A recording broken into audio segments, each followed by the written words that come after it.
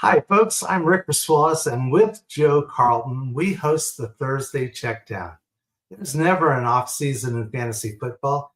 Each week, we bring in talented guests to help you, the fantasy football manager, be more successful while also having more fun. Tonight, we have a very special guest, Christopher Pinto with Belly Up Sports. Hey, Chris, how you doing today? I'm doing great, Rick. Joe, very good to see you guys. It's a great 90 plus degrees out here in College Station, so cannot complain. Watched a new movie today, too, that I never seen. It threw me for a loop, so really enjoyed that. So now I get to talk some fantasy football with you guys, so it's a great afternoon. Awesome. And we're really happy to have you as a guest and appreciate you making the time to be with us. Of So, course. we're going to talk more about fantasy football and especially dive into some strategy and player discussion. But before we get there, I think it'd be great to let the people in the audience get to know a little bit more about you. So, why don't we go ahead and start with that? And why don't you tell us a little bit about your background, like where you live? You mentioned, you already kind of hinted at where you're currently at, but why don't you tell us a little bit about yourself? Yeah, sure, guys. So first, everyone who's watching, make sure you click the like, subscribe button for these guys. They're great, great hosts. They prep well. They know what they're doing. So make sure you give them a like and subscribe and follow these guys. Their Twitter handles are right there too. For Appreciate me, that. no problem, guys. Anytime. Uh, for me, yeah, like I said, we reside here in the Bryan College Station area in College Station, the home of the Aggies. Um, my wife works for the university. We've got two beautiful daughters, a 6-year-old and almost 2-year-old. Um, I manage a small business here in town. That's my passion. I hold a second degree black belt in Taekwondo. And so we have a Olympic style Taekwondo facility here in town. My daughter, who is 6, is part of the program. We're an elite training program. It's called Infinity Taekwondo. The head coach is Master Brandon Rhodes, the head coach for the Texas A&M Taekwondo team and a GAU coach. Straight positive vibes. We get to train with Master Sang Cha. We have 160 members, and just essentially like seeing the next generation of kids after COVID kind of take that next step forward where they get to break through some of these barriers that they're facing, some of these hardships they're facing, and understand that it's okay to fail and get back up and, get back up on that horse. So get to see this day in and day out there at Infinity is amazing. So I really love what I do, and then I get to play fantasy football, which is my, like my nerd side passion, and I really love that. I get to say nerd because if you ever see the inside of my office, it's like Dragon Ball Z stuff, Power Rangers stuff, Star Wars stuff all over the place. So that's pretty much me in a nutshell, and I'm a movie nut as well. Nice. I love the martial arts. I did like 3 years. It wasn't Taekwondo, but it was Kempo karate. But Very cool. yeah, it's great self-defense, discipline, like you said, resiliency. It's really good for kids, 100%. Like that's something that I might get my kids into at some point. Yeah, and now that I know that the two of you are both tough guys, I'll compliment you both and say how good looking both of you are, smart, and I'll just sit back on the couch while you guys go. Nice. I don't know about deadly anymore. I'm more like Bandit Healer from Bluey. As you see the camera back there, we love the Bluey Healer family. So more like Bandit, no more Jackie Chan anymore. Well, nice. All right, so why don't we find out how long you've been playing fantasy football for? Sure. So I've got I got a nerd story. So I kind of grew up in like a card shop. I played tabletop games and Magic the Gathering, Lord of the Rings, things like that. But there's a sports card shop too. And some of the older guys, obviously, they were really into fantasy football at the time, handwriting it down on paper because these guys were like D&D masters as well too. So everything was handwritten on legal pads. That's why I still got a legal pad in front of me too. Points by hand. That's it. That's right.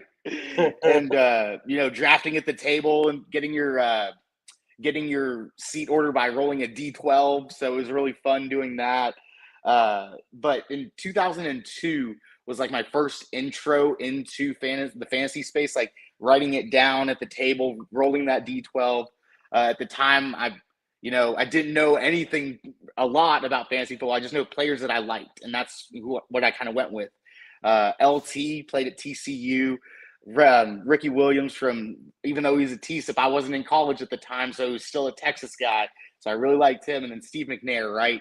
All those guys lit it up for me. I ended, my team was really good if it was best ball. At the time, I was a noob. So, switching out my players, not knowing the schedules, bye weeks, getting taken advantage of in trades, things like that happened to me my rookie season in the year 2002, right? Because it's the Wild West at those times.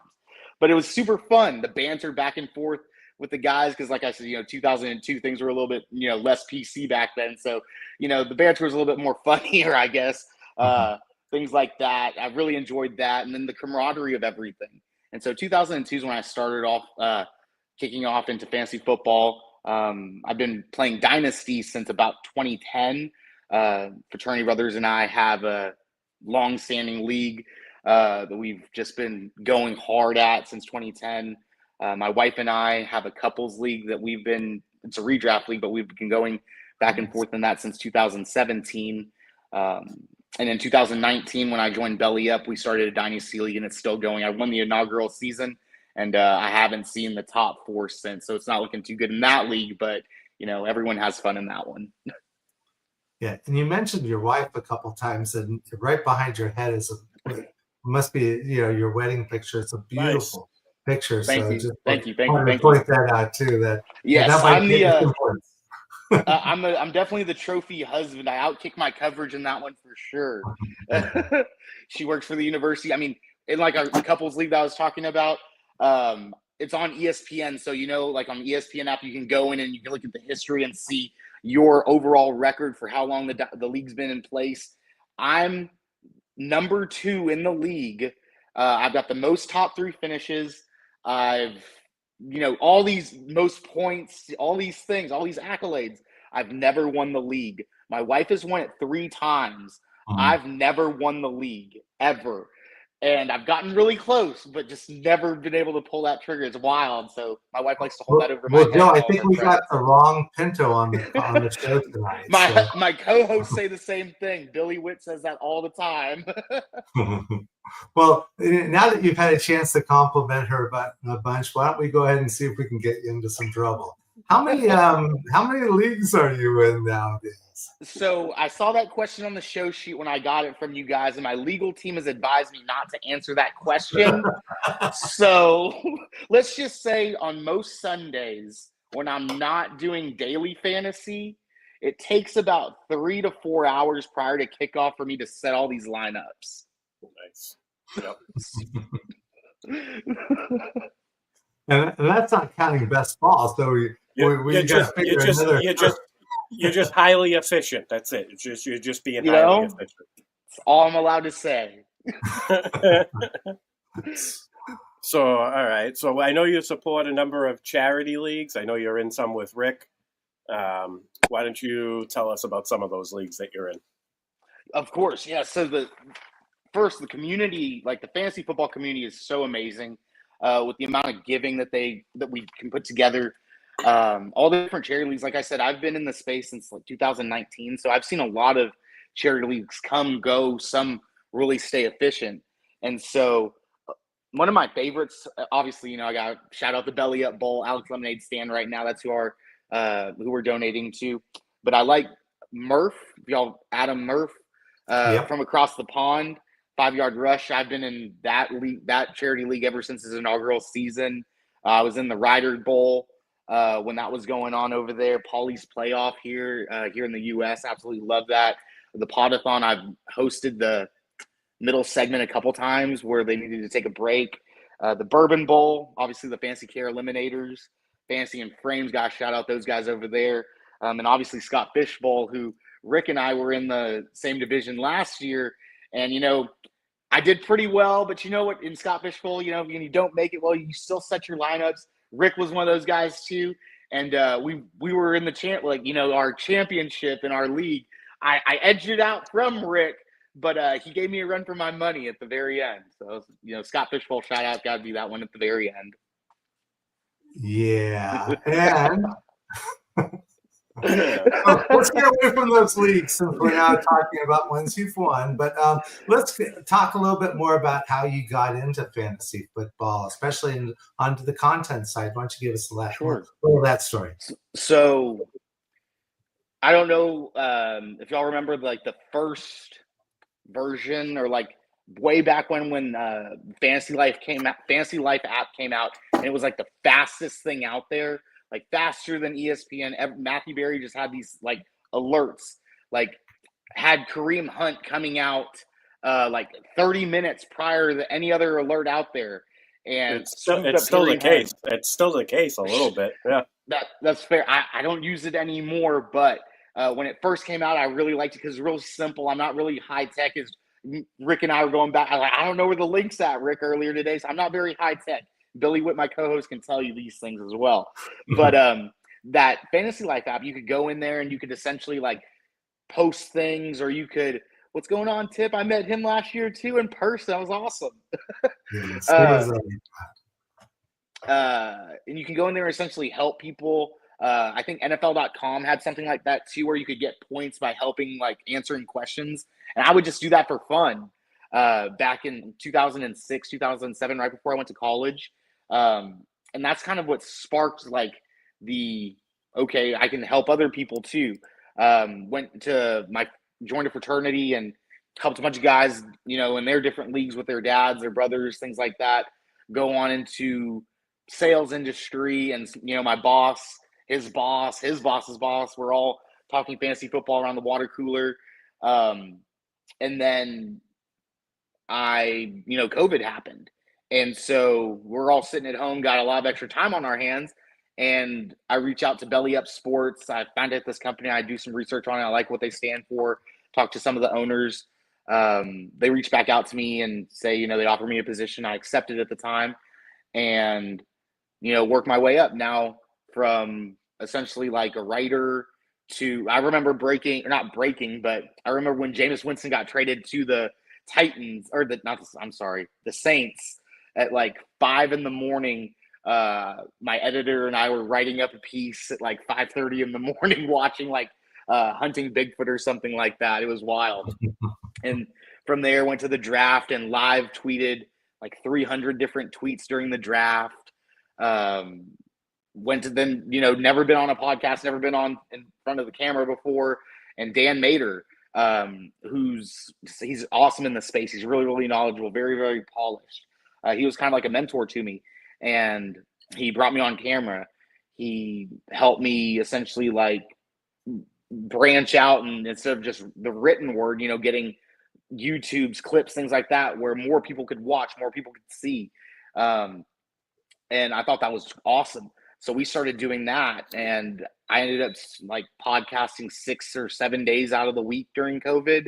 I remember one week I had done like 10 days or 11 days in a row, going from across the pond to Australia, back here. And I was doing a podcast with Nick Scripp and Troy King, and my lighting system behind me exploded because it was so hot. And I just shut it all down. It was wild.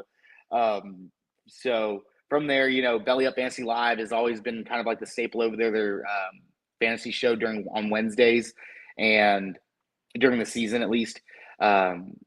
We love doing that. It's absolutely fun. The in-season rankings, the projections, how things are going, the shift of everything, and being able to help followers and friends and family members, with actionable things during the season is really, really fun. Getting those texts in the middle of the night from your friends, like, what do I do? What's going on? Like, that's, it's really, really fun.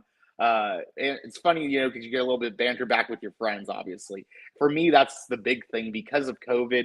How I was in a fraternity and we just had like this camaraderie, and we're always around each other, to not seeing each other very often, to not even texting or calling. Fantasy football kind of probably, brought all of that back together, not only with my fraternity brothers, but with family members, with friends, with all those circles of people that we kind of lost touch with. And so that's kind of like, I guess, went off on a tangent. I kind of do that every now and then.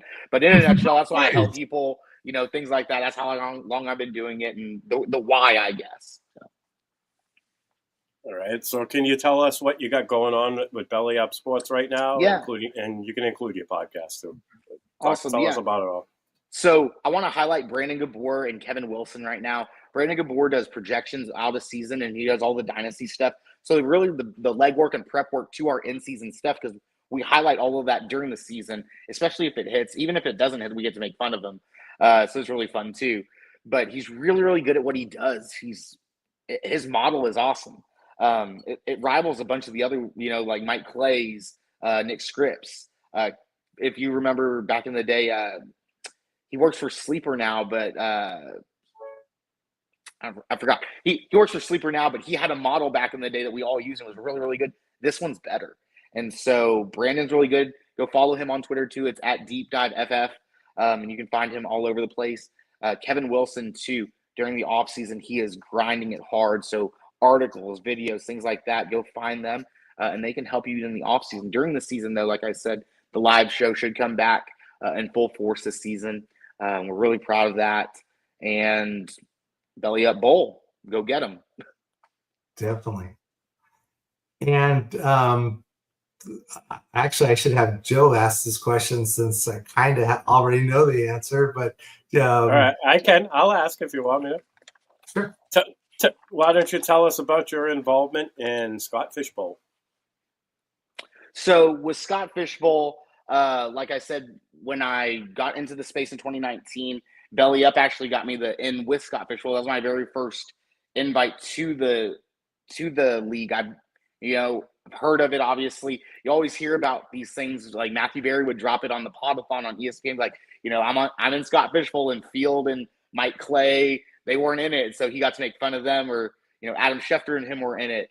It was like one of those things that, like, what is Scott Fishbowl? So you look it up, and then you see that there's a ton of like people that you're like, wow, that's awesome. Like, I would love to be in a league with one of those guys and beat them, right? And so I got that invite in 2019, and I've been in every Scott Fishbowl since. I did miss one. I think it was 2 years ago. When we first started doing live drafts for Houston, I couldn't make that one because my wife was, I think we were like 2 months out from giving birth to our second daughter. And so I could not make that one. But last year I was at the live draft. It was super fun, great times. And it was a good location. This year, Rick's organized our location this year at Carbach, and it's going to be really, really fun. Last year, I had my wife hates it when I tell this story, but the owner of the brewery was working there, or I guess it was the owner, and I'd made an impression on him of some sort, and he just started bringing me all these wild beers I'd never even heard of. He was like, "Just taste this; it's great." I go and look at my tab at the end, and like half of it's comped. I'm like, you gotta be kidding me. This is absolutely phenomenal. So Carbach Brewery, you got big shoes to fill. Yeah. Well, it's a great venue too. And we'll have food this time where they didn't have food. Jody got us pizzas last year. That was clutch. Yeah. But yes, having the food on site is gonna be really good. The other thing that was unique about last year's was the arrival of an uninvited guest, Hurricane Barrel. That's right. Was coming in soon after we had finished our, I think we did about 12 or 14. We were flying through our draft. We were just throwing names. We loved it. But it was so fun. But also, of course, we had to hightail it out of there, and so it was a pretty good experience this draft. And Chris is we've grown to 4 divisions this year, up from 3. I think we're going to double the donations from last year as well. And last year's the Houston drafted a really good job and was one of the higher numbers for for all the different drafts that happened. You mentioned 2 years ago that was an unofficial live draft, since we didn't have a live draft then, but a number of us got together over at what's the name of the brewing? I'm going to draw a blank. Oh, I'm sorry. I need to drink more. But it was a great brewery as well, but we just did it kind of unofficially. So there was probably about 8 or 9 of us, a number of the folks that weren't able to go. But we're going to have a great time. A lot of people there. A lot of things on raffles and silent auctions. And of course, it's all to support our local charity, which is the Houston Food Bank, and also Fantasy Cares, of course. So great that you're going to be there. Yeah, definitely excited to be there. It's going to be really fun. All right, so Rick and I, this year, this is going to be our first time going to the Fantasy Football Expo. We want to know if you've been or are you going this year? So I will not be attending this year. August is one of our biggest months in the martial arts industry, coming right off of nationals, things like that. But with having a 6-year-old and a 2-year-old, like I mentioned, my wife, well, I don't know if I mentioned, my wife works for the university. I'm the trophy husband. So I have a daddy daycare 24/7. I got it kind of locked down. So I can't make the trip. I've heard it's really, really fun. I've seen pictures, videos. I mean, you guys are going to have a great time. Just bring extra clothes and don't plan on sleeping, right? Ibuprofen. Oh, yeah. 5-hour energy drinks for sure. Nice. And your favorite team? I think we've actually chatted about it, but the Houston Texans. That's right. So, favorite NFL team, Houston Texans. So, yeah, I guess those Aggies are somewhere in there too. But yeah, so that's right. Yeah, the Houston Texans, absolutely love them. Been around since the Oiler days. Sad when they moved to Tennessee. But then, Texans came back to town and, rode with them through the Carr era, through the Schaub era, The Matt Shaw, Barron Foster, Andre Johnson. I used to love that team. That was Arian Foster, and that was a pretty good team too. So I mean, yeah, Arian Foster, Andre Johnson. They were a quarterback away from a Super Bowl, maybe. Andre Johnson laying it down to Cortland Finnegan too. Like watching that live on TV as a kid, like wow. Like I saw that and was like, wow, Andre, you did that. Okay. Yeah, Andre Johnson pounding on Cortland Finnegan. Yeah, and just tearing him apart. The other thing, and this was a sad memory, but it also ties into Joe and the Patriots, but they were playing in a playoff game, and they decided they would wear matching Letterman's jackets. And they, of course, all the press covered it, and I think even J.J. Watt modeled this. And here they go to New England and get their beat up by like 30 points. Easter's pick. Yeah, so Yep. they do need to figure out ways to play better in playoffs because, again, they didn't play as well against the Ravens this past playoffs. But, again, we're always optimistic. So any thoughts on 2025 from the Texans, Chris? So, yes. First of all, I will preface it. This is obviously I'm ultra biased. So there's that. But because of that, it makes this a little bit easier for me to say. The strength of schedule for the Houston Texans as number 13 is the easiest schedule overall. The games that they've got, like you mentioned, the Baltimore Ravens this season, the Buffalo Bills, and the Kansas City Chiefs. Those 3 games are the only games the Texans are not favored to win by at least 45% or more. And the Kansas City Chiefs are not the Kansas City Chiefs of old. Texans have shown that we can beat them. The Ravens, that's the one we're scared of, but that's the lowest percentage we have at 27%. We got rid of the OC. He did a good job year 1, but we got old boy from Tampa Bay now over there, Nick Calais, and so we love what he did with the double backs over there with Rashad White and Bucky Irving, right? Mixon and Chubb obviously are not those 2 guys, but are they better, right? Run per average, right? Yards per average. There we go. That's the word I'm looking for. Yards per average. Joe Mixon's way better than both of those guys. Nick Chubb is going to be able to come in and relieve Mixon and give Mixon those positive rest areas. So, he's not being put back out there in a 3rd and long when Nick Chubb can go pick up that 2nd and 4. And now Mixon is in a better position to be in a scoring position, helping now alleviate some of that pressure off the really bad O-line that we have. The only thing that I can say about our O-line, because we are ranked so low, is we did bring in Cole Popovich, right? The old New England Patriots offensive lineman that won 2 Super Bowls for you guys, 15 and 20, I believe, or something like that. Not 15 and 20. That'd be silly. But they won 2 Super Bowls. Oh, in 2015 and 2020. That's when they won. He was offensive lineman for them. He goes and starts coaching for the college that Kamini Vidal goes to. And we all heard the hype of him last season.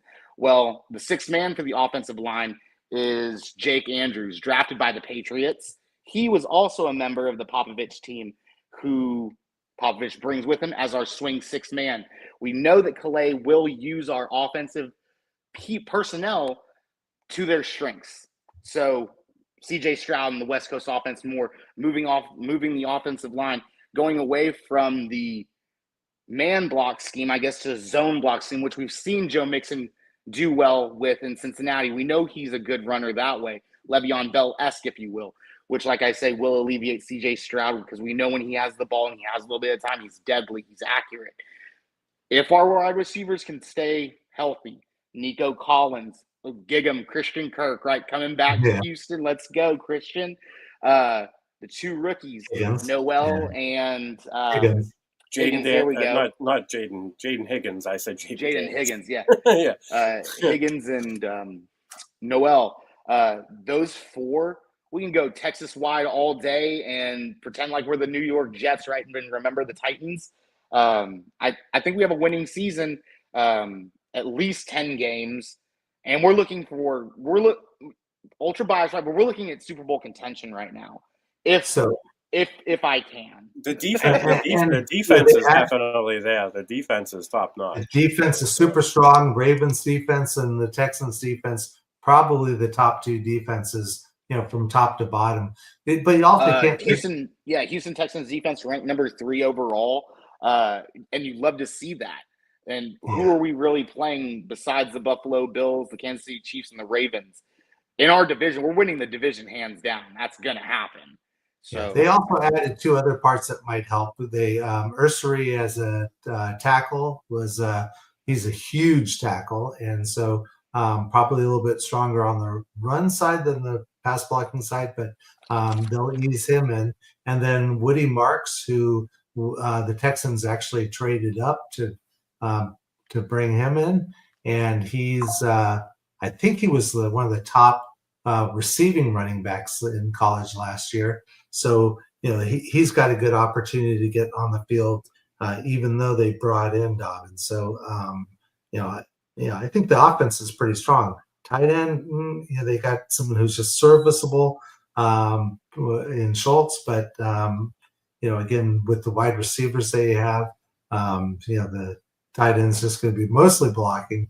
And I think they'll do pretty well. So, I'm excited to see the team play. Very excited for opening day. So we got through the first segment of our show, and now we're going to kind of get more into kind of more of the nuts and bolts part. So, Joe, you want to take us into the section on ADP? Yeah, so we're going to go over some players that we like at ADP and that we dislike at ADP. You want to start with, should we start with quarterbacks? We got quarterbacks on there, right? Yeah. And all Chris, right, you're the guest, so we'll let you start us off. How's that? So real quick, got to preface at this. Like, obviously I said Houston Texans fan, so I have CJ Stroud at quarterback 16 off the board and 112th overall. He has top 5 potential, QB1 potential. QB 16 off the board, that's a steal for me. Absolutely love it. And then another guy that I like, I guess, right, would be the rookie that I'm looking at. Every year there's always a rookie that does something. Last year in May, if you go look at my Twitter, you can find it, May of 23 or whatever, called Jaden Daniels as QB1 for the rookie class over everybody else. This one's going to be more, I guess, cliche, cut and dry chalk, if you will. Cam Ward. He has the tools. He's got the weapons. He's got the coaching. He's got the division. or he can run lawlessly in there. His defense is terrible. So Cam Ward at QB 27 and 155 off the board. That's great for me in a super flex league. I'm taking him all day. Those are the two quarterbacks I really like at their ADP. Obviously, Jaden Daniels, my number one guy over the years. So QB3 going to number one. I don't know if that's a big jump, but I will throw that out there just because I'm a big Jaden Daniels fan. And also, it's a big jump because who is he jumping over if you're going to put Josh Allen. Josh Allen and Lamar Jackson. So since we brought up Josh Allen, can I talk about my quarterback that I don't like at ADP? And that would be Josh Allen. He's going at the beginning of round 3. Nothing really changed about this offense. You got James Cook wanting to get paid. I think that's going to cause a little problem, especially if he ends up getting to training camp and getting a late start on things. I know he knows the system and whatnot, but game speed and missing time definitely is going to affect the start of the season. So hopefully they can get that sorted out. That'll at least benefit them if they can get that sorted out. But I happen to think that Buffalo has an awful playoff schedule. They have to go to New England, go to Cleveland, and then deal with Philadelphia's defense. Now, while that game could be a shootout, it could turn into a shootout, and Josh Allen could, take the, everything into his hands like he usually does in big games like that.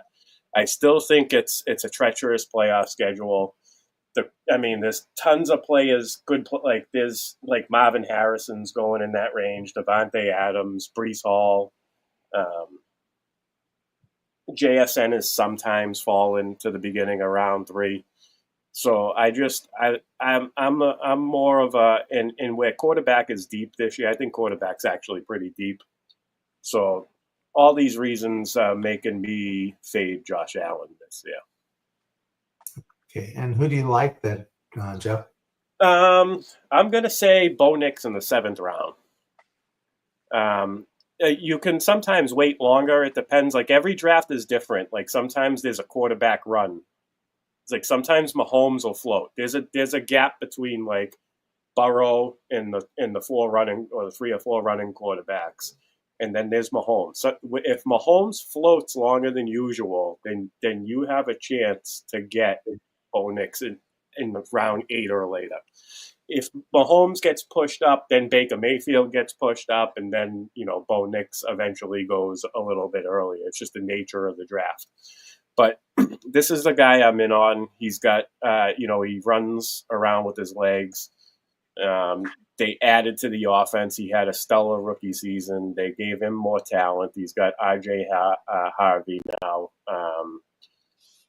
Cortland Sutton's a very consistent, steady receiver. I thought they built great chemistry as the season went on last year. He was a stud down the stretch for if you had him as a wide receiver 3 or even as a flex last year. I had a couple of teams where Sutton started out on the bench for me, and he came in huge down the stretch. So I just think this is a great pick. Bo Nix has that spike week potential every single week playing in the Sean Payton offense. Yeah.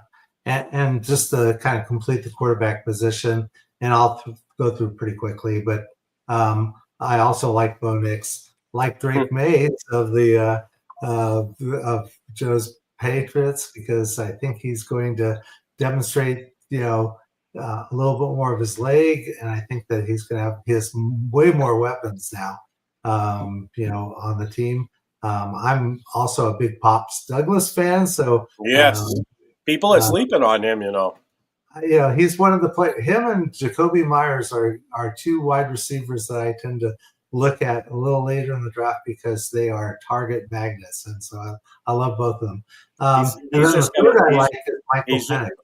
Yep, go ahead, Rick. And, I was just going to say, I think Atlanta's defensively, they've made some huge improvements, Jalen Walker, but I think that they've also improved on the offense side, and I think Penix is going to, make that next step up on the team. Guys I don't like, and I play mostly Dynasty, so Goff, I like Mayfield as a quarterback, but I think losing Liam is going to, kind of hurt him a bit. And then Love with the Packers, I'm all out on him. So, those are the likes and dislikes that I brought. Joe, do you want to start us off next with running backs? All right. Yeah, I'll give you a running back that I'm in on ADP is Travis Etienne. He's slipped. Some drafts he goes in the 10th round, so he's going in like the round 8, round 10 range.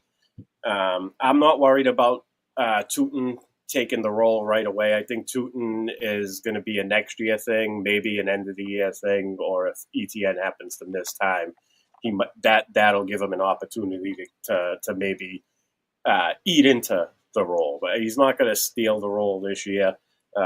We know Tank Bigsby had a chance last year, and he was okay. But I mean, at best, he's going to get like the close goal line carries. I see ETN being, with Evan Ingram not there, there's vacated targets. I know they got Travis Hunter, but I think this just opens up things for ETN. He was bang.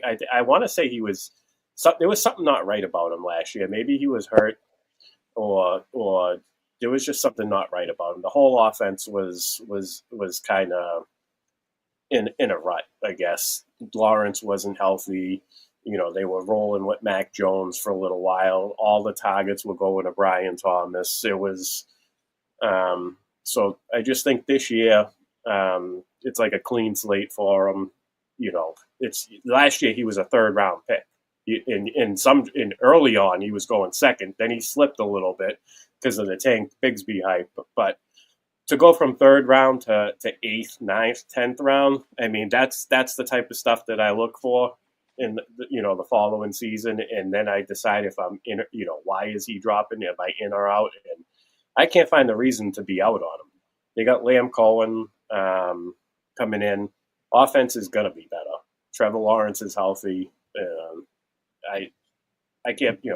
It's a great 8th, 9th round pick. RB2, even an RB3. You can get him in as an RB3, and he has the potential to crack your lineup every week. And Chris, who do you like at the running back position? And anyone you are trying to, I don't say avoid because it makes it sound like you're saying it's a bad player, but at their ADP, there's others who you might like better. So why don't you give us one of each? So I'll go. Y'all already know the hype that I've got for the Texans. My man Joe over there went deep down into the 10th round. I love that. That's awesome. This guy's not as far down there, kind of close. So looking at Aaron Jones out of the UTEP Miners, running back 29 right now, going at what, 83, so 7th, 8th round roughly. Excuse me. He's finished running back 10, 6, 16, 12, 19, 7, 14, 8, 15, and 18. That's solid running back 2 production with running back 1 production week to week as a coin flip, right? The offense we already know is really good. I think the offense grades out number 5 overall. So overall, the team is number 6. The O-line is top 10 in the league. So I want players on good teams that are gonna score. We know the Vikings are gonna score. They're getting better this year already. Why not Aaron Jones too, right? You love what they've done with him. They utilize him really well. Who do they really have behind them? They brought in Jordan Mason, but I'm not worried about Jordan Mason when Aaron Jones is a true Texan, son of Texas, as I always say.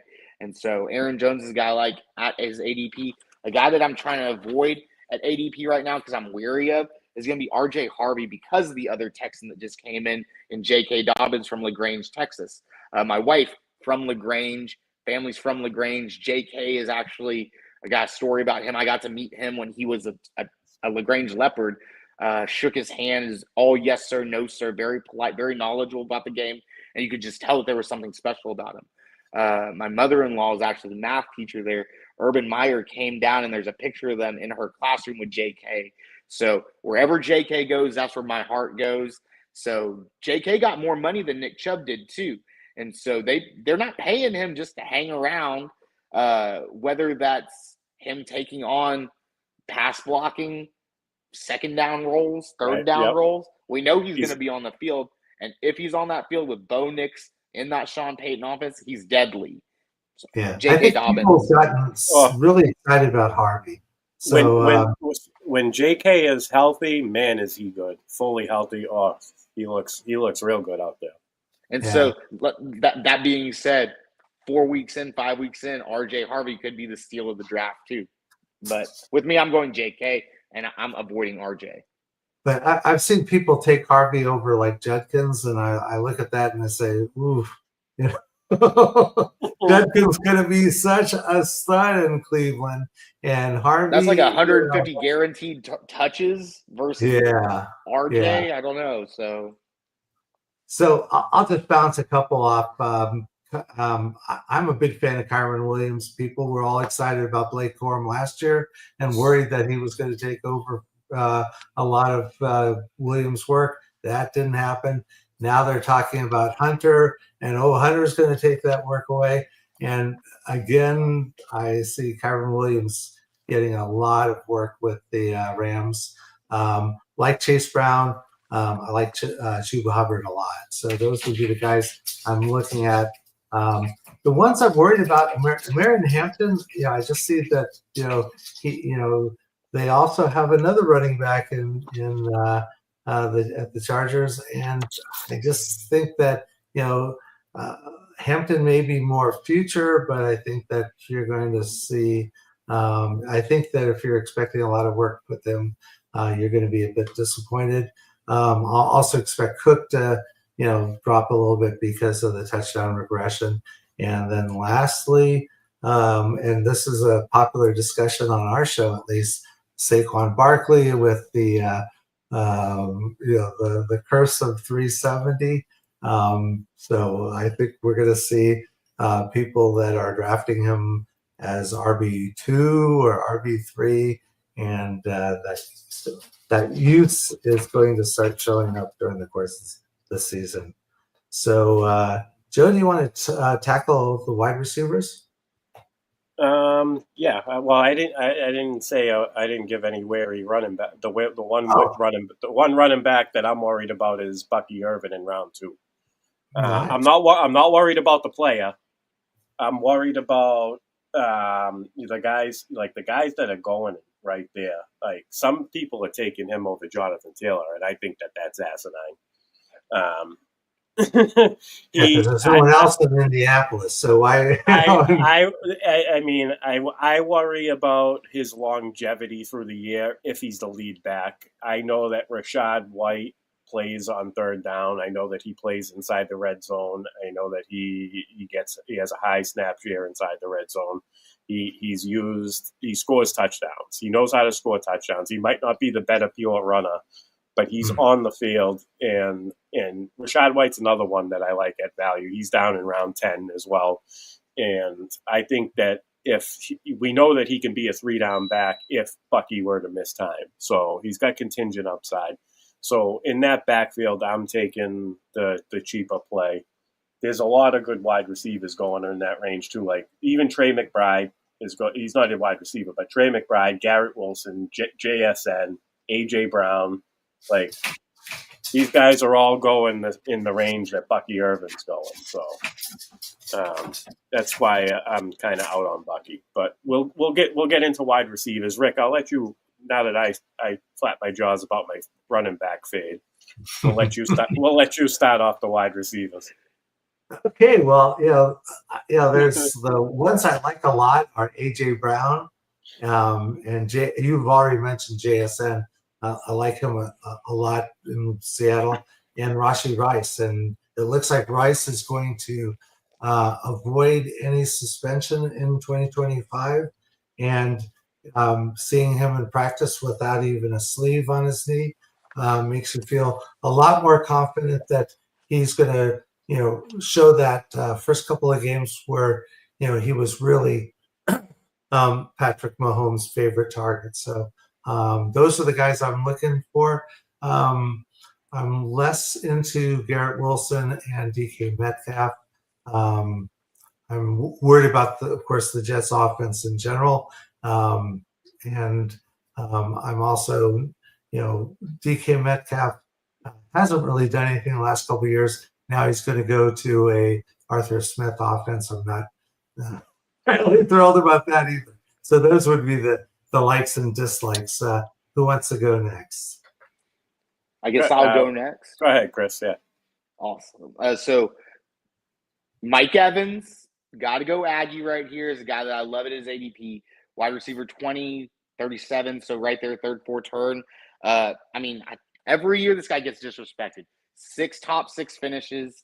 Last year, he's finished as the number 14 wide receiver over the course of his 12 years in the league. 23rd or better, excluding 1 year when he was like the 25th wide receiver. 10 seasons as a solid wide receiver 2 with wide receiver upside. 10 seasons. So this is another team that we know is going to score a lot of points. They're the number 8 offense in the league. Number 6 offense in the league. Overall, they're number 8. But the wide receivers are number 9. You got Godwin, you've got Evans. Evans is the clear-cut alpha out there. Projections have him close to 90 receptions and over 1,100 yards. That's wide receiver 1 material all day. Getting drafted at wide receiver 20, to me, that's criminal. And I know, again, I'm biased. I'll be the first one to say it. But if you want to win, you can draft this guy and, take your chance with CMC. CMC hits. You got this solid wide receiver right here, and you're good to go. Another guy that I like is Chris Olave in the same division because of where he's being drafted at wide receiver 37. That's absolutely redonkulous. And we know what Olave can do. And the guy that I like is a dart throw, and just because the Cam Ward love that I have for him is Xavier Restrepo. The guy, absolutely brought him on there. They're college teammates. I like Restrepo. Right? That's a great late round dart throw. You got it. MVS, Kevontae Turpin, Mike Williams area over here. I'm taking the upside with Xavier, with Cam Ward as his quarterback. Those are the guys I like at ADP. Guys that I don't like are going to be Jerry Jeudy, and then I know this is going to get some heat. DJ Moore. Those are the 2 guys I'm going to fade. No problem getting heat from DJ Moore. That's well, DJ Moore he's inconsistent. He does give you inconsistent. There are DJ Moore truthers out there, so it's one of those things you got to tread lightly with. You say DJ Moore, and starts coming up. I think he's a phenomenal wide receiver, but that offense he's a great football player. Yeah. That offense is I want nothing to do with the Bears. There's a lot of options in that offense now, and and not just Loveland, but also Burden. And Dunze can be expected to step it up in his year 2. I'm even without Allen. I think that is an offense to kind of avoid, at least from a wide receiver point of view. And Joe, the wide receiver I think at ADP is the best pick in round 3 for a wide receiver. That's Davante Adams. He's got wide receiver 1 upside all day. You could even take him as a wide receiver 1. He's going to be consistent. So many vacated targets. He's playing with an elite quarterback. I always say this all the time. Matt Stafford is an elite NFL quarterback. He's bottom tier elite, but he's elite nonetheless. Is the best quarterback that Adams has played with since prime Aaron Rodgers. And Puka's going to be taking top coverage away. And if Puka were to miss time, we know Davante Adams is getting 170 target pace. So, and I actually think he finishes with more touchdowns than Puka does. Maybe not more receptions and yards, but more touchdowns. And I see. And also Fresno State. And go Bulldogs. This is a wide receiver I'm in on at ADP. Let me see. Who have I been fading? I haven't picked Mike Evans, but you gave such a good pitch for him. I'm not going to say him. So. I'll say Jalen. You know what? I'll say Jalen Waddle. So he's actually a decent price. That's a good pick. He's actually a decent priced this year. He's fallen to the 5th round, sometimes the 6th round, right in that range, 5-6 turn. I'm worried about Miami offense this year. I think A-Chain, we were worried about A-Chain making it through a full season, and he did. So now, is he going to make it through another season? I don't know. If something happens to A-Chain, this offense could be a complete dumpster fire. We know Tua hasn't played a full season in, I think, ever. So, I mean, I'm just worried about the Dolphins all around. If Tyreek gets traded or he checks out kind of like he did last year, it's only gonna add to Waddle's struggle, because he might see more targets, but he's gonna be having to deal with the best coverage. And will McDaniels be on the hot seat? And how soon into the season will McDaniels? So, I mean, and Waddle himself has trouble staying on the field as well. So this is a guy I'm fading. Well, soft fading anyway. I mean, if he falls in the right spots, I'll pick him, but not somebody I'm looking to get. Well, this is a position I like the least, so I'm going to have Joe. Why don't you start us off with tight ends? So tight end, I'm in on. ADP's going in like the 12th, 13th round. Tucker Kraft. Good. Green Bay. So nobody had more than 80 targets last year on Green Bay, and if you didn't know this, Dontavian Wicks led that team in targets. That's how nuts that is when you think about it. With 76, I believe. There's no clear-cut number one wide receiver. They drafted Matthew Golden, but I don't think Matthew Golden is an alpha. He's a field stretcher. He's there to replace Christian Watson. He's a similar type of player. He's got the downfield speed. I think that Jordan Love will be healthy this year. It'll lead to more passing volume. Josh Jacobs isn't going to be able to eat another 300-plus touches. I think that they're in a tough division. They're going to be in some shootout games, and Tucker Kraft in round 13 is just a great target. And the guys you don't like? The guy I don't like would be – this is a tough one because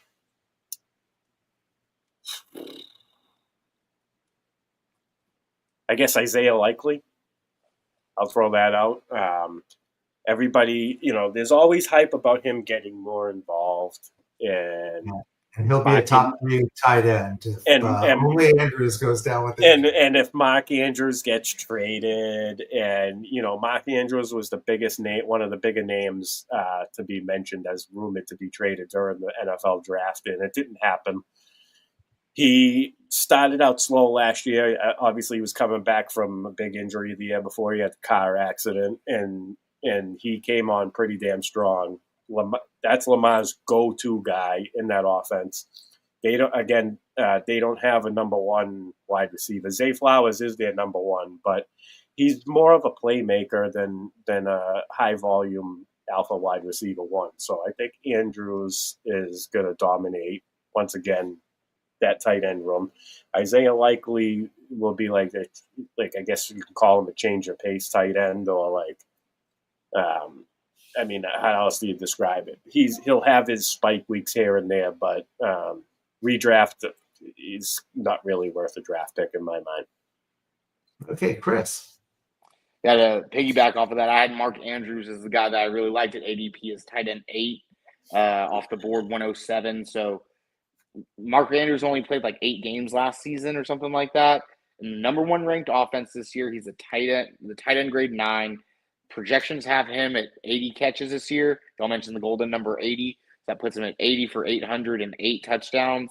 That's tight end 1 all day in the wasteland that is tight ends. With the case that Joe made for Isaiah, or the case against Isaiah Likely, that pushes Mark Andrews' stock up in my mind even more now. Go OU Sooners, Boomer Sooner, right? And the guy that I'm fading, kind of like his teammate DJ Moore, is Colson Loveland. That Chicago Bears offense is just I don't want anything to do with it. So he's tight end 12, I know, but that's too much. It's still a tight end 1 for me. So get out of here. Yeah, and I just I'd rather have the kicker in the lineup than the tight ends. That's how much I dislike tight ends. Yeah, let's all go with Brock Bowers. Yeah. And if he's not there, McBride. And after that, number 3 through, well, maybe number 4 through 25, they're all the same guy. So, throw a dart, take the one you want. I actually do, and I saw Mel mention her favorite tight end, Kittles. And, I think with the wide receiver situation in San Francisco that, I guess Kittle has got a chance for even more use if he can stay healthy. But I also like Kraft a lot. I think Joe's point on Kraft is perfect. Dislike, the whole tight end. every tight end out of the top 3. It's tough. It's tough to pick one out that you dislike. It's like, because everyone's excited about Ingram. He comes to to Denver. He's going to have a great opportunity. I liked Njoku last year, but again, his quarterback situation is just plain awful. Jonnu Smith was great last year, but Joe's already talked about Miami, so Hunter Henry maybe he could be as good as any of the others that I just named. Henry's not bad. Yeah, he's a solid guy, but it's just hard to get that excited about tight end. And so my worst fear is I somehow get moved into a league that was a 2 tight end. Start 2 of those awful things. So 2 tight end premium. Oh gosh. So, and I thought we were also going to talk a little bit about the whole idea of unsettled running back rooms and opportunities. And Joe, why don't you go ahead and lead us off on that? Unsettled running back rooms? Yeah. And how to approach them. Oh, okay. So, should I throw out an example? Should we give an example? Yeah, why don't you give an example first, and then we can kind of talk about how it impacts or how it affects. All right, so I'm gonna go, since I had the conversation with my buddy Mike Zander today about this backfield. I'm gonna go with Tyrone Tracy and Cam Scatterbo. So Mike made a case. I'll give it as Mike's take, and because he kind of convinced me, because I'm actually I like Tyrone Tracy. I think that he's he's a great pure runner, but he brought up a lot of key points that why Scatterbo could be this year's Chase Brown. So we know that he can handle the full workload. So that's number one.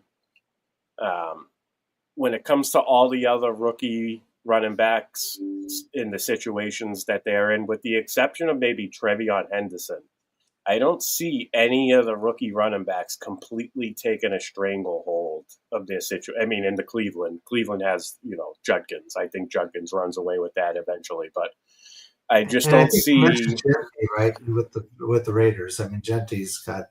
Well, Genty. That's what. I didn't think we had to mention that, Rick. No. Yeah. But I'm talking about ambiguous situations. So Tyrone Tracy, we know, had fumbling issues. We know that he can get hurt. He's his being able to handle a full workload. I definitely don't think he can handle it all year long. Scatterbo he's got that dog in him, I guess you can say, where he fights for the extra yard. I definitely think he's going to take over the goal line carries, and I just think that once he gets on the field and if he's playing well, I could easily see Tyrone Tracy taking a back seat. So I look at things like that, like what's one running back's weaknesses compared to what the other running back does does it open the door for the lesser popular running back, I should say, even though they are going about the same ADP, Tyrone Tracy and Scatterbo. I think they may have flip-flopped, but they're basically in the same round. So, that's basically what I look for. Same thing with like Bucky Irvin and Rashad White. Things worry about me about Bucky Irvin is because of what Rashad White does well. You know, he's always had 50 receptions every single year he's played. Even last year when Bucky started taking over, he gets the red zone snaps. He's on the field on third downs. So things like that. I'm looking at high value. Who has the chance of getting the most high value touches? And also who's a little bit cheaper ADP wise? Yeah, getting the most value, and you're getting production, and so that's great advice. Chris, what are your thoughts, or do you have an example you wanted to point out? So my thoughts on these like murky backfields is I try to avoid them, just like the Chicago Bears, Cleveland Browns. Don't want anything part of it. But if you're forced into that situation, Joe gave a very good detailed explanation. Like, I don't know if I could do any better than that, except for go get the guy that you like better. So like in Denver, RJ and JK, I'm going to target JK over RJ just because I want to root for that guy. The worst thing in the world is having the player that you dislike on your team losing, and then having to watch them on Monday Night Football, and then they just like fumble, or it just makes it even worse. It just makes it a whole nightmare for you. So things like that, I factor in a lot of that for fantasy football just because it's fun for me. Like, it's a fun game, so I want it to be fun. I was wondering if Chris was going to use the team here in the same state as we're in, but I'll point to the Dallas Cowboys. Everybody's excited about Jaden Blue, and I look at that as, three guys that I don't want any part of. And so, and people were drafting Jaden Blue in rookie drafts a lot higher because, the Cowboys didn't, they didn't add a really good, running back, Javonte Williams, Miles Sanders, Deuce Vaughn from last year, I just will go ahead and think that, the right running back, or at least the right back to get in Dallas is Dak, because he's going to be throwing the ball a lot. And so CeeDee Lamb and Pickens and even Cavante Turpin are going to see a lot more use, and I'm staying away from the Dallas team otherwise. So I talked about Jaden Blue today with Mike today as well. I just brought up his message. He thinks that Jaden Blue could be the next Bucky Irvin, and he threw these stats at me. He's 6th in missed tackle rate, 10th in breakaway percent, and 7th in elusive rating. Also 3rd in yards per route run. He may only need to overcome his round 5 draft capital and pass Javonte to break out. So Mike is a very good high stakes player. So we talk football all the time. He sends me messages and chats. He sent me a great running back chat today. I'll actually share it with you guys after the show. Do you want to put it up on the screen too? We could do that. No, because it's on. I don't have Twitter open on the screen, so I have it open on my phone. Yeah, I'll share it with you guys afterwards. So, or I'll put it in the TSA chat and share it. Maybe I'll post it. He posted it on X earlier today, and I sent him a message with the face with the 2 hearts, and I was like, "This chat, Mike," and with the it's got the ADPs of all the running backs for each team listed together, and it's pretty good. It's a nice little chat to have handy. And I know that most times when people talk about ambiguous, they talk about running backs, but are there ambiguous wide receiver rooms that we either like or see opportunity or try to avoid? And I'm thinking maybe Cleveland would be a great example because Jerry Jeudy, Chris already pointed out as an avoid. What about your Houston Texans? Who do you guys like from there? Who's your favorite based on ADP value and who you think is going to be the most productive? Like, who would you Nico target? Collins. Yeah, I was going to say Nico Collins is true alpha. He's wide receiver 1 potential all year. He's a dog out of Michigan, so we know he can play in cold weather. He lives in Houston now, playing the hot weather. Nico Collins. Who's going to be out wide? Who's going to be out wide on the other side? At least this year. Listen, Higgins. Yeah. Higgins. Then Kirk is going to be. Kirk is going to do his damage, but I like Noyle in deep league.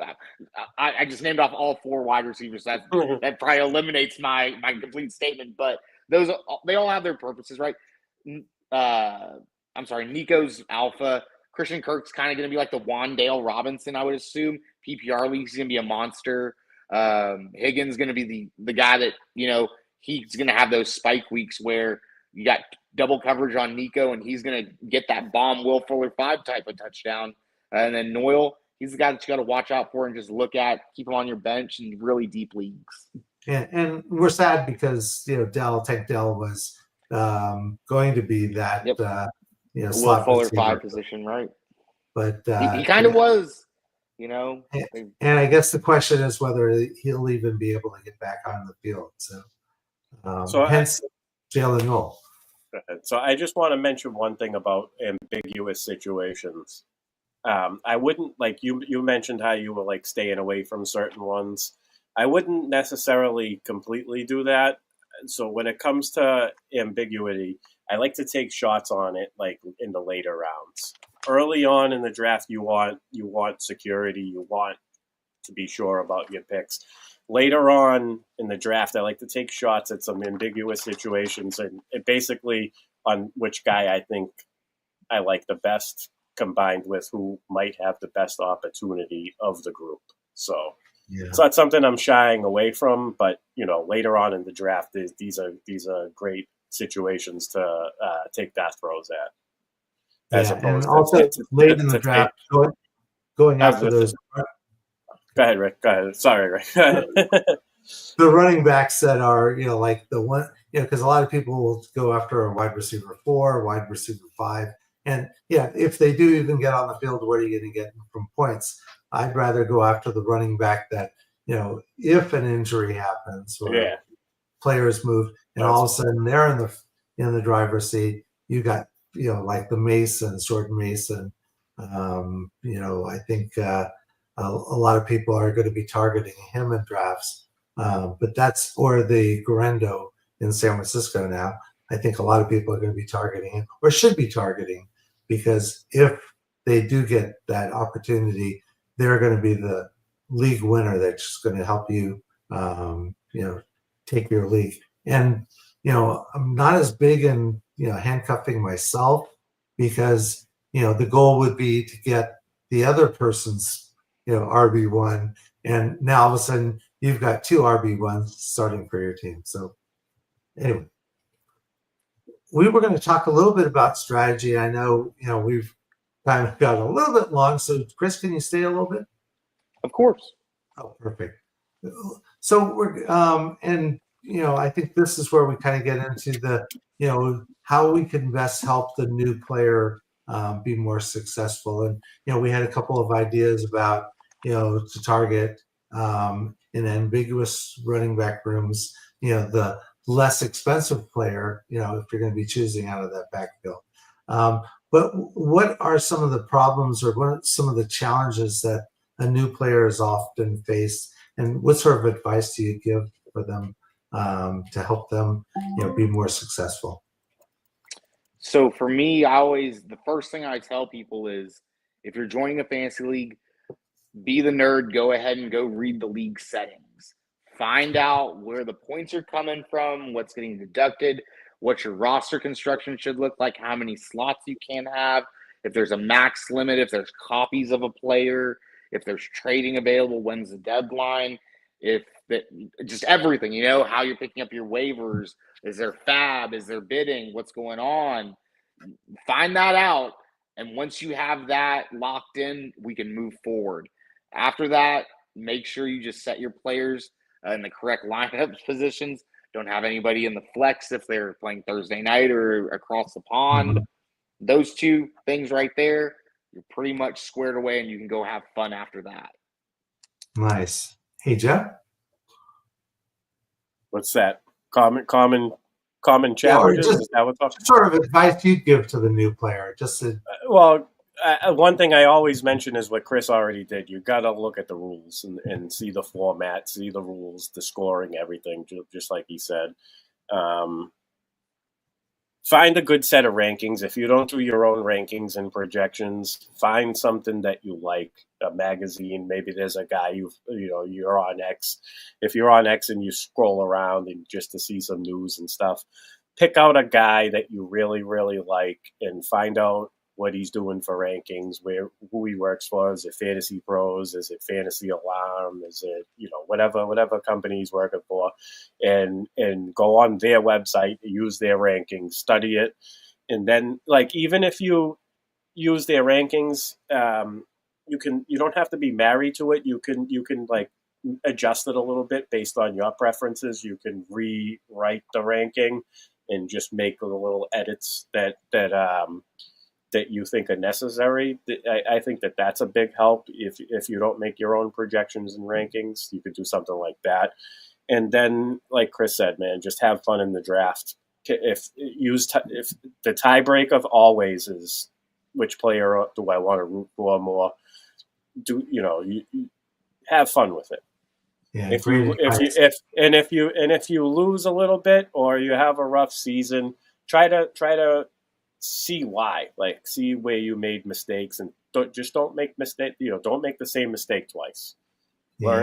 Learn from it, and pay attention to what the better players in the league are doing, to the more experienced players.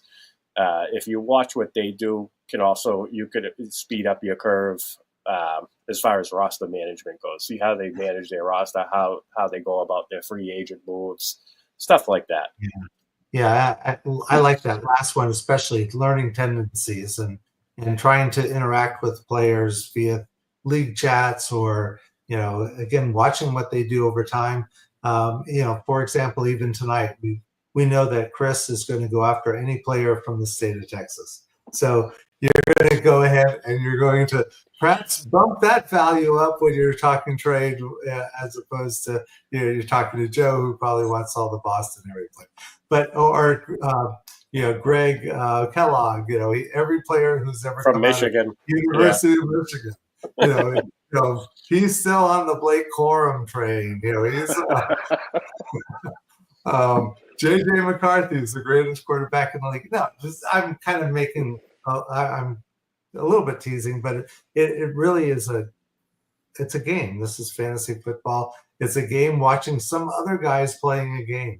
And so, try to learn where you can, but do it and have fun and interact with people. And, the Scott Fish Bowl is a great example of something where, people all get together, they talk, they tease each other in the live draft. You will get razzed.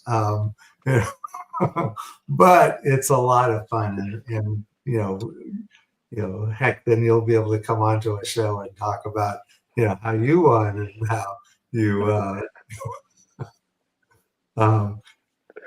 anyway, so I think that's a good general piece of advice. There's also some more specific things about strategy. Do you want to start picking out some strategies you like or dislike? So how do you, Chris, how do you approach the draft? What do you have a specific build you like, or so since 2002, I've always been like a running back heavy type of guy. Just because back then, PPR really wasn't a thing. So 20, 25 points per week were coming from your running backs. You move forward to 2025, and there's all sorts of bonuses for receptions versus the running back. Gladly this year, Scott Fishbowl going back to the volume, right? But last year at the table, I don't know if Rick was there. I walk in and I look at the draft where I'm sitting in the 11th seat, and I go, guys, y'all are really going to make me do this? So I double click it, right?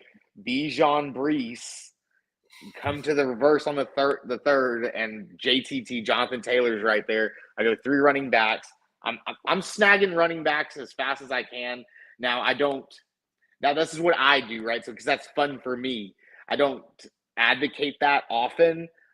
Just follow your board, be like water, right? Always, like you said, Joe, go find someone you trust, get their rankings, and don't be married to them. What I like to say is, like, tier them out and find guys that you like in those tiers that are going to be around that range and go grab those guys, build your roster that way. But I would say 100% of the time for me, I'm going to go running back, wide receiver in those first 2 rounds. So I'm running back heavy guy. I really rarely go wide receiver heavy or, wide receiver with my first pick.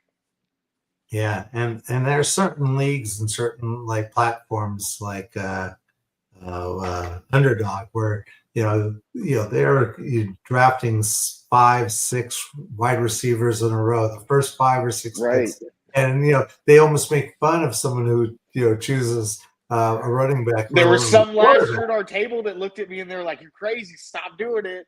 And then Scott Fish last year, that's a great strategy because running back over wide receiver last year all day in Scott Fish. Read the rules.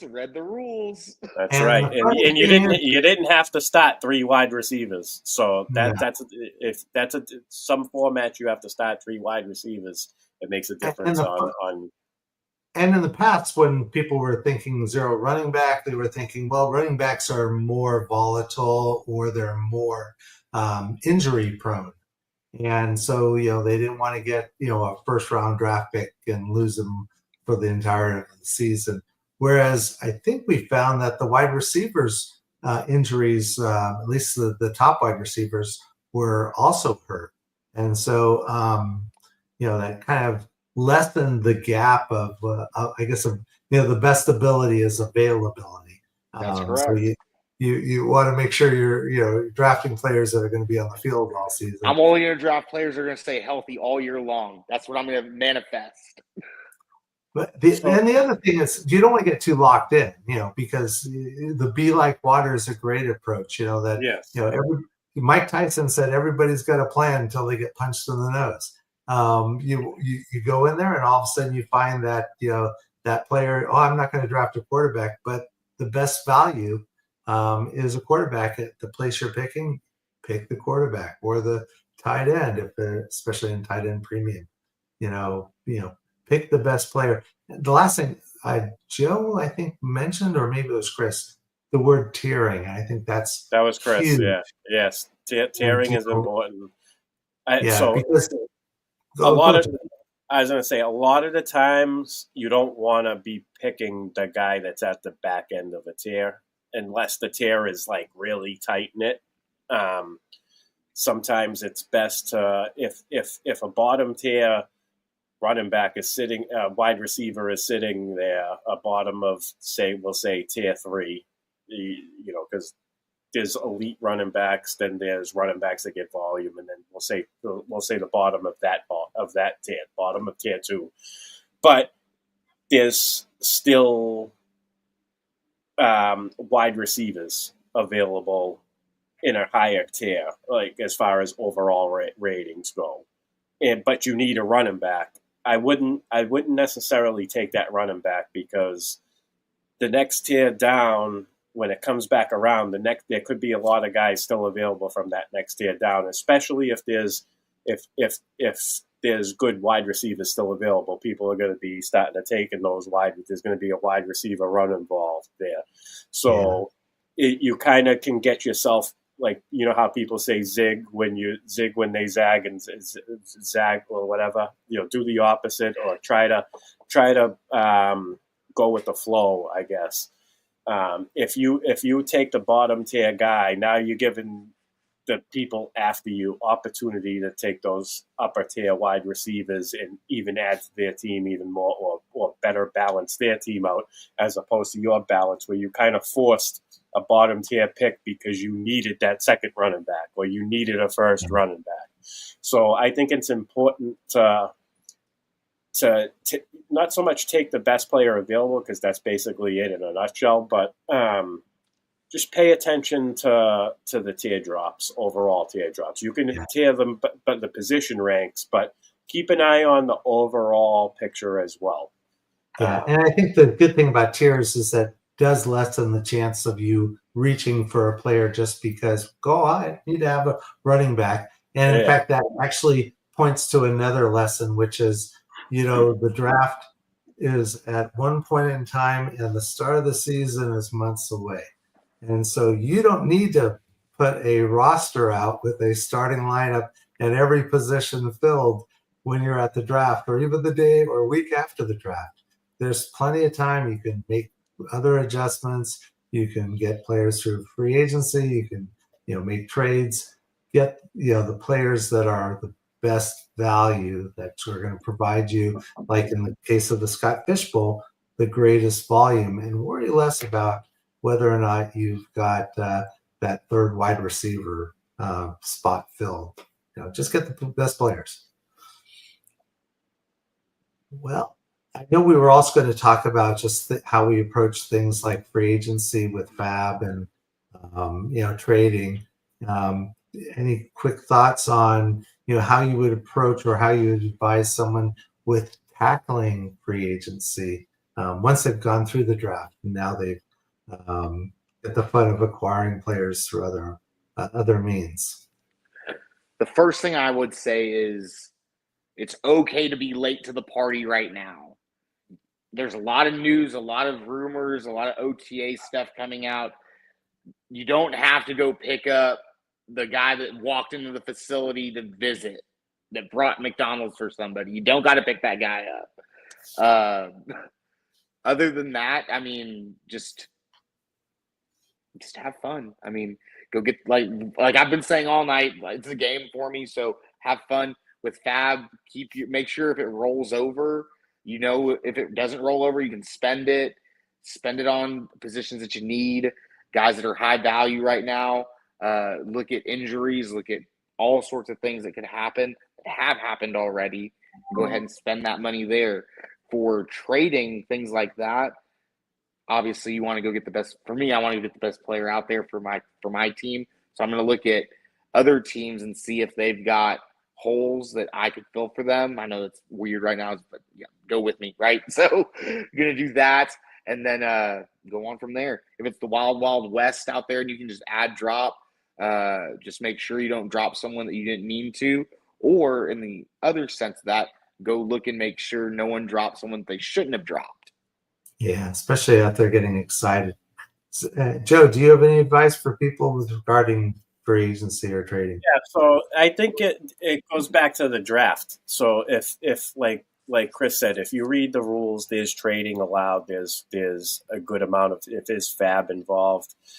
You can kind of, if you have to punt, like say tight end, say you had a tight end targeted in like round 5 or 6, or like let's say you were like, all right, Laporta is going to fall to me, I'm going to get him as my tight end. When the guy a couple spots over picks Laporta, so now you're like, I'm not taking the next get. I can wait like 3 more rounds. I don't have to pick one now. So you push it off. Now you get to the 3 rounds later, and it happens again. Somebody takes that tight end. So now you keep pushing. Now you end up punting it. So what I would do is, in that situation, you already know. All right, I didn't get these 2 guys. I'll just fade this position. I'll make sure I draft as many running backs and wide receivers, and make sure my depth in these areas are good. And I will use my Fab money on the first tight end that's available, that first tight end that presents himself from the free agent list. Stuff like that. If you do that with running backs too, say you went 0 running back, or you went hero running back, and you run it, and you got elite wide receivers, you grabbed an elite quarterback, and you got a tight end that you're in on, but you're not really a fan of your running back depth. You have to literally scoop up every running back that's available. Anyone that, like, even if they're not immediately getting an immediate opportunity, but they have contingent. These are guys that you want to outbid your league mates on, because you need that depth. You want to be able to maybe have this guy available in future weeks if he gets an opportunity. So I would navigate it that way. See, like I said, see what you need, and spend the money on the positions you need. But Nice. not necessarily the best player available every time. You don't have to go chasing the best available player every week, because that's how you run out of Fab real quick. And a lot of the times it's smoke. They came off a spike week, and now you pick them up, you plug them in the flex spot. Maybe you got a guy on the bye week, and they're not part of the game plan that week, and you get a 4-pointer, and you're like, what the hell just happened? I spent $100 and something. $40 on that guy. I spent 15% fab on him, and this is what I get, and now he's back to your bench the following week because your bye week guy is back, and you just wasted it. So you just little things like that. Yeah.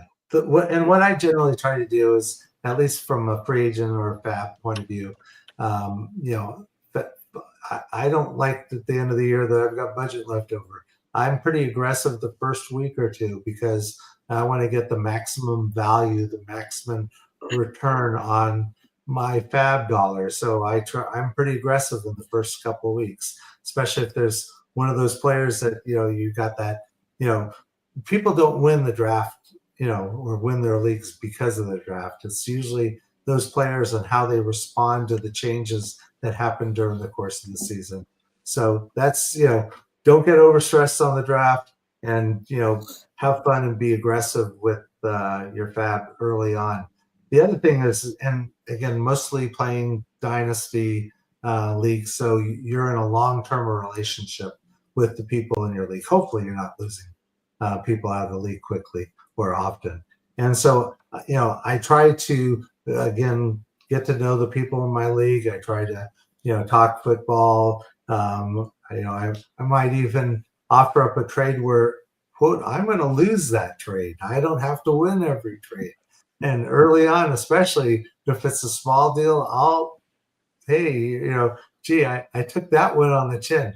But then you're going to have more chances to come back and make trades down the road if you're that sort of, as opposed to the person who looks at every trade through a trade calculator, and if they're not winning by 20% more than the other person, they just refuse the trade. They refuse to make the move at all. And instead, I'd rather view it as a long-term relationship where, maybe this trade I'll lose a little bit, but down the road when I need to get that tight end, and they're the only person with 2 extra ones, hopefully I've built a positive relationship to make that happen. So, but other than that, just have fun. This is a game. Have fun doing it. I think we're pretty much exhausted what we hope to be able to talk about. So, Joe, you want to close us out? Yeah. So just want to appreciate you coming on, Chris. This was a great show. Why don't you tell our audience where they can find you and your work? You can find me on X at AggieCapSig. Like I said, follow my other guys at Deep Dive FF, Brandon Gabor, and then Billy Witt. Everything going on over at Belly Up Sports, and sign up for the Belly Up Bowl coming out here shortly, best ball style. Nice. You can join Rick and I next Thursday at our regular time when our guest will be Jeff Lambert of Going for Two. We're going to dive deep into the Scott Fish Bowl, as Jeff is a major driver of the Scott Fish Bowl content via Discord. Also keep an eye out for other great shows on the Sports Affiliation YouTube channel. Hit the like button, hit the subscribe if you haven't subscribed. That helps us out. We're trying to grow this beautiful company of ours. JC's got going. We got a good thing going on, and we're just having fun with it. We're passionate about it. We're putting the effort in. We got big things, big plans for during the season, and we're looking forward to it. So, anything else you want to add, Rick? No, just thanks and the people in the chat for coming and engaging with us in the chat and following the show. We're doing this to make this fun for you folks, as well as hopefully we'll teach a little bit about fantasy football. You'll be more successful and win your leagues, and when you do that, then you can come back and tell us all about it in the show. So thanks again, and Chris, really do appreciate it. You were a blast to have on the show, and appreciate you taking the time. Fun being here, guys. Awesome. You guys were awesome. Thank you so much for having me. All right. We're gonna get out of here. Thank you, everybody. Good night.